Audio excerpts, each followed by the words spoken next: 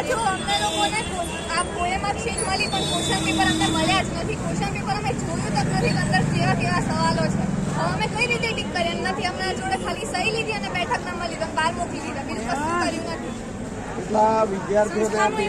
અમારા ક્લાસમાં એક પણ જણ નહીં, અમારા ક્લાસમાં 30 જણની સંખ્યા હતી અને એમાં 5 OMR સીટ ગાયબ પણ હતી, 5 OMR સીટ હતી પણ નહીં અંદર. તો એબસન્ટ હોય એમથી મૂકવામાં પણ આવે તો એ સંસ્થાનું એવું કેવું છે કે ઉપરથી જ ખૂટા છે OMR ને, જેમ કે ક્વેશ્ચન પેપર સીટ નંબર ને OMR બધા નંબર જે બેઠક નંબર બધા સેમ હોય, બધાના 3 ડિફરન્ટ છે.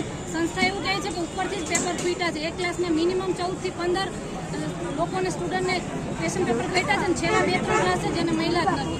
સંસ્થા એવું કહે છે કે અમારો કોઈ વાંક નથી, અમે 11 વાગ્યાના અડીખમ ઊભા છે છતાં ઉપરથી આવું આવ્યું છે તો સ્ટુડન્ટ પછી હવે પોતપોતાનો ન્યાય માગે છે. કઈ સંસ્થાને તમે આ અંગે વાત કરેલી છે? આ સ્કૂલ છે little bird English medium school. એ સંસ્થા એવું કહે છે કે ઉપરથી જ પેપર આવ્યા છે, અમારો કશો વાંક નથી. અમુક સ્ટુડન્ટને ટૂંકમાં ન્યાય મળી ગયો છે. 1 થી 15માં મારું જ નામ હતું, મેં પેપર અટેન્ડ કરીને આવી અને આ બેન જ છે જેને પેપર એને ક્વેશ્ચન પેપર જ અમારા ક્વેશ્ચન પેપરનું સીલ પણ નથી એટલે અમે જોયું જ નથી કેવું છે ક્વેશ્ચન પેપર. આ મેડમ તો OMR સીટ બી મળી છે, મને OMR સીટ બી નહીં મળી. OMR સીટ બી નહીં મળી. આ ગુલાબી કલરનું દેખાય ને તમને OMR સીટ, એ મને મળી બી નથી. OMR સીટ આ મેડમને મળી પણ OMR સીટ બી નહીં મળી, પેપર બી નહીં મળ્યું. બરાબર, મારા જેવા કેટલાય વિદ્યાર્થીઓને મળ્યું નથી. અંદાજે કેટલા વિદ્યાર્થીઓ? અંદાજે 100 લોકો જેવા લોકોને નહીં મળ્યું. 100 વિદ્યાર્થીઓ. તો તમે આગળ કોઈ રજૂઆત? અમે 10 મિનિટ સુધી વેઇટ કરી છે, અમને OMR સીટ નથી આપી. અમારા ક્લાસમાં ખાલી ટોટલ 2 જ, અમે, હું અને બીજો છોકરો હતો, એના OMR સીટ નથી મળી. અમે 10 મિનિટ રાહ જોઈ, પછી અમે બહાર જતા રહ્યા. અમને ના મળી એટલે અમે બહાર જઈએ. ભાઈ અમને આ બદલ લખવા માંડે પેપર, OMR સીટ બી કરવા માંડ્યા, બરાબર, ટીક કરવા માંડ્યા. તો હમણાં શું, અમારે તો રાહ જોઈને બે રહેવાનું ત્યાં સુધી.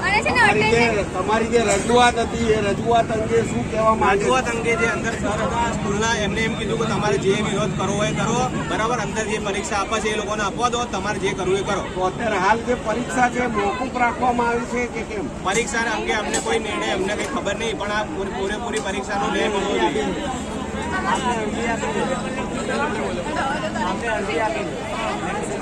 અમે આપ્યું છે પેપર, તો અમને એવું કીધું છે તમારું પેપર ચેક થશે. અમારી લીગલી કેસ થઈ છે 1 થી 16 કે જેને ક્વેશ્ચન પેપરને OMR મળી ગયું છે, અમને એવું કીધું કે તમારું પેપર ચેક થશે. હું અટેન્ડ કરીને આવી છું.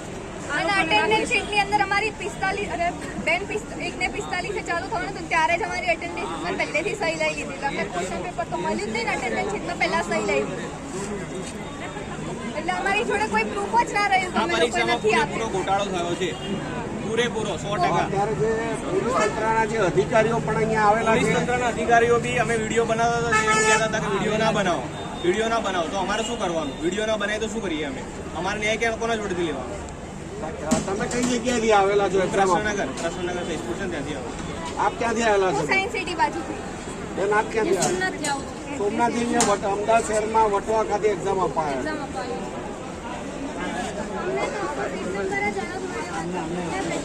કીધેલું હતું કે અમને સીટ નંબર અને પ્રશ્ન નંબર બંને અલગ આવશે. તેમ છતાં અમને એવું કહેવામાં આવ્યું કે તમને જે મળ્યું છે તે કશું લખી નાખો. અને અમે પછી અમુક વિદ્યાર્થીઓ બહાર નીકળી ગયા. જે લોકોએ લખ્યું છે અમે કીધું કે તમારા પેપર ચેક થશે, તો અમારે શું સમજવાનું? અમે તો આ પેપર લખ્યું પણ નથી અને અમને અમારે સીટ નંબરનું મળ્યું પણ નથી. અમને એવું કહેવામાં આવ્યું કે લાસ્ટ મોમેન્ટ ઉપર 2 સેન્ટર છે અહીંયા મોકલવામાં આવ્યા છે, તો 2 સેન્ટર એ જવાબદારી તો ઉપરની છે અને અમારી થોડી છે. અમને 2 વાગ્યાના 2 સેન્ટર અહીંયા બ્લોક વધારવામાં આવ્યા, તો એ તો હવે ઉપરથી જવાબદારી છે અને મેનેજમેન્ટની જવાબદારી. અમને ક્લાસમાં અમારા મેડમે એવું કીધું કે લાસ્ટ મોમેન્ટ પર 2 સેન્ટરમાંથી અહીંયા છોકરાઓને મોકલવામાં આવ્યા છે. બીજા 2 સેન્ટરથી તો 2 બ્લોક વધારવામાં આવ્યા હતા, તો એ બધાના પેપરની ને OMRની જવાબદારી કોણ?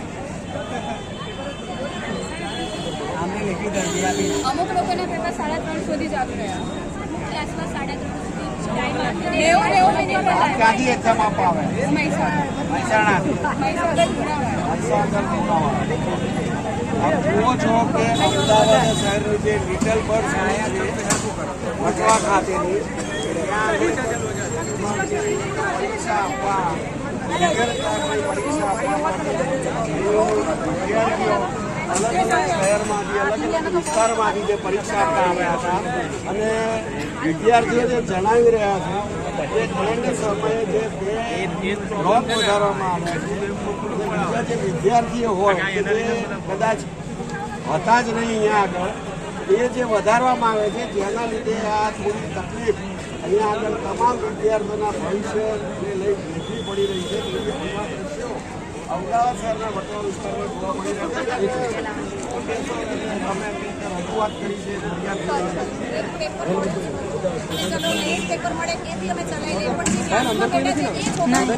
છે ને જેણે 2:30 વાગે પેપર આપ્યું 3:30 હજુ 4 વાગ્યા સુધી ચાલુ છે, લખે હે મન પડે એમ લખે. મેડમ ને એ લોકોને તો થોડી વાર બહાર બોલાવે એટલે મન પડે એમ ટૂંકમાં બધી લખે. પેપરો લખતા હતા. આજે એ લોકોને ટાઈમ વધારે મળ્યો એ લોકોએ આખું પેપર સોલ્વ કર્યું. બહાર આવીને લોકો એકદમ ખુશ હતા ને કહેતા હતા પેપર એટલા ઈઝી હતું. જ્યારે અમને લોકોને આ પેપર જોવા મળ્યું છે ને એટેન્ડ કરવા મળ્યું. બીજી વસ્તુ કે અહીંયા કેમ તમે એક્ઝામ આપી છે કે નથી? અમારા હાથમાં પેપર જ નથી આવ્યું. તમે કઈ જગ્યાએથી આવે? અમદાવાદથી જાય છું, પણ મોટા ભાગનો અહીંયા બીજો પ્રશ્ન લેડીઝનો છે કે આજે હું મારા બાળકને 1 વર્ષનું બાળક ઘરે છોડીને આવી છું. આજે મને 3 વાગ્યાની જગ્યાએ આજે 4:30 પોણા 5 હું બહાર આવી છું. આજે એ બાળક ઘરે એકલું છે, 1 જ વર્ષનું બાળક છે. તો આ લેડીઝને ઘણા બધા પ્રોબ્લેમ, અંદર પણ ઘણી લેડીઝ છે કે જેની બસ છૂટી ગઈ છે, એકલી આવી છે, આજે રાત પડી જશે એ ઘરે નહીં પહોંચે.